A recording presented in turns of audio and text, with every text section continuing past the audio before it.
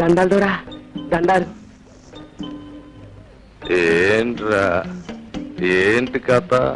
దొరా, మరే మరే నేను ఎర్ర నర్సిగాడు కూతురు సిన్ని లేదు, దాన్ని కడుపు చేసావా? ఎన్నో నెల? చచ్చా, అదేంటి దొరా, దాని మీద మనసు పడి మనువాడాలని. ఓరి గాడిద, ఎన్నాళ్ళు నా దగ్గర నువ్వు నేర్చుకున్నది ఇదా?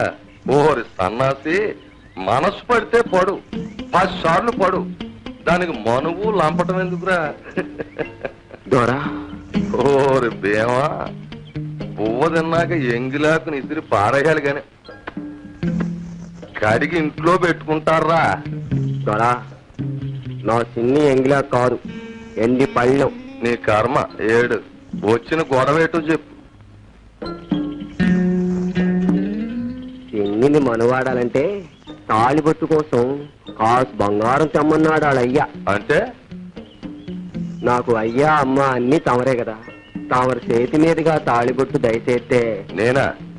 నీ బాబుముళ్ళు ఏమన్నా నా దగ్గర దాచిపెట్టావేంట్రా? అదేంటి దొరా, తమ కాడ నాది చాలా డబ్బుందటగా. ఎవడ్రా ఈ పూత కూసింది? రాంబాబు చెప్పాడు దొరా. ఓరి పిచ్చోడా, 20 ఏళ్ళుగా మీ దొరకి శాఖ చేస్తున్నావు కదా, నీ కూడేసరే గాని కాను డబ్బు ఇచ్చాడట్రా అని అడిగాడు. అవును, ఏం లేదు అన్నాను. ఓరి సన్నాసి, రోజుకో రూపాయి డబ్బులు అనుకున్నా 10,000 రూపాయలు ఉంటది, వెళ్ళి అడుగు అని చెప్పాడు. అంటే నేనన్నాను, 20 ఏళ్ళుగా ఆడకి ఇయ్యాలి అడిగితే బాగుంటుందా అన్నాను. ఇయ్యాలి కాకపోతే ఇంకెప్పుడు అడుగుతాం, అయినా నీ ఇంట్లో కాయకట్టం ప్యాకెట్లో దగ్గర చేసి పోగేసింది గోతాలు రూపాయలు ఉన్నాయరా, మీ దొర తెచ్చేటప్పుడు కప్పెట్టుకుంటాడేంటి, వెళ్ళడుగు ఆడేస్తాడని చెప్పాడయ్యా. అప్పుడు నేను చెప్పాను, రాంబాబు మా దొర దేవుడు, ఆడుగు తప్పు మాట్లాడమాక, బాగోదు, ఆ రుప్పుతున్న శరీరం ఇది అన్నాను దొర.